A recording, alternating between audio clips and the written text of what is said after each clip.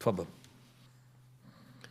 Hadith 617, Abu Hurairah radiallahu anh reported, the Messenger of Allah sallallahu alayhi wasallam said, there are three types of people to whom Allah will not speak on the day of resurrection, nor will He purify them, nor look at them, and they will have a painful punishment. These are an aged man who commits zina, a ruler who lies, and a proud poor person, reported by Muslim. Three people whom Allah will not speak to. That means attributing the speech to Allah Azza wa Jalla. Allah speaks whenever He wants. Allah subhanahu wa ta'ala has this sifatul kalam, kalamullah.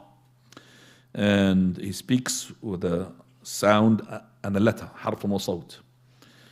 And Allah spoke the Quran. And here it says those three people, they are ones who are doing a sin which the motivation of that sin is not there.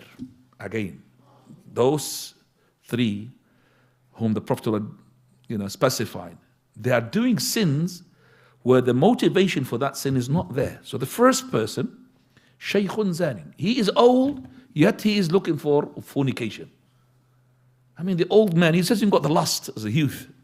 A youth is understandable. I'm not saying fornication with youth is okay, but he's not like this person. Allah will look at that youth who had fornicated maybe, but this will not look at him because you're old. Your power, the sexual power, you don't have that much. The lust is not there. So why you are after zina? Second one, Malikun Kadhab, king who is a liar. King, why do you need to lie? You are in control of everything. In your hand is everything. Why do you lie?